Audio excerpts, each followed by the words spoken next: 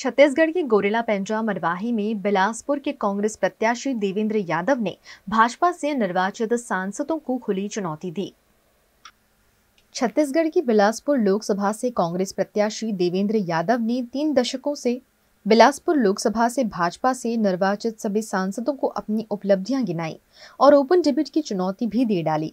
यहाँ के सांसद सिर्फ थाली और ताली बजाने के लिए ही काम आए हैं, ये कहते हुए उन्होंने कहा कि भिलाई से बिलासपुर जाकर चुनाव लड़ना मेरे लिए गौरव की बात है।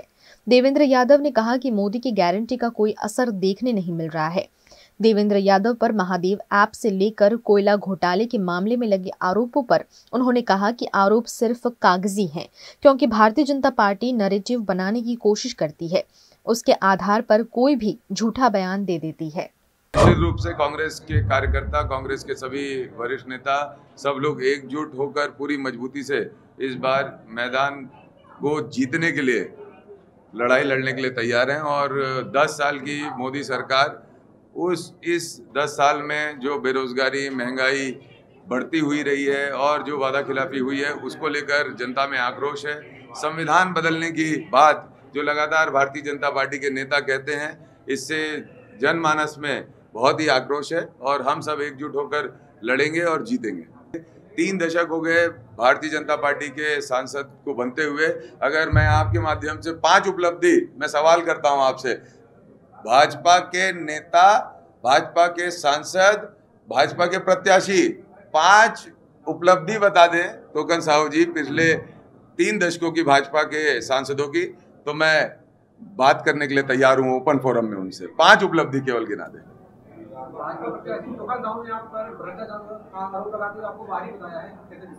वो तो बिलासपुर के लोग उनको भी बाहर ही बोलते हैं, बोले बिलासपुर से लेना देना नहीं है। ये सब बातें हैं। उनसे एक सवाल और पूछेगा आप मेरी तरफ से, वो कोरबा से जो जिनको भारतीय जनता पार्टी लड़ा रही है, वो कहाँ से? विधानसभा चुनाव के बाद 3 प्रत्याशियों पर एफआईआर हुई, क्या ये एफआईआर कितना प्रभाव डालेंगी? देखिए, ऐसा है कि जो एफआईआर की गई है उसको अगर कानूनी तरीके से देखें तो सबसे पहले तो मेरा ये सवाल है कि क्या किसी लोक सेवक के ऊपर एफआईआर करने के पहले जो कानून कहता है कि राज्यपाल से उसकी सहमति लेना चाहिए, तो मेरा पहला सवाल है कि क्या राज्यपाल से सहमति की गई? और जो आधार लोक सेवकों पर एफआईआर करने का था, वो आधार में क्या और विधायकों का नाम था क्या जो भारतीय जनता पार्टी में ज्वाइन कर गए? जो भारतीय जनता पार्टी में ज्वाइन कर गए, चिंतामणि महाराज, उनको वॉशिंग मशीन में डाल के क्लीन कर दिया, लोकसभा का प्रत्याशी बना दिया, और जिसको डराना था, दबाना था, उसके ऊपर एफआईआर कर दिया।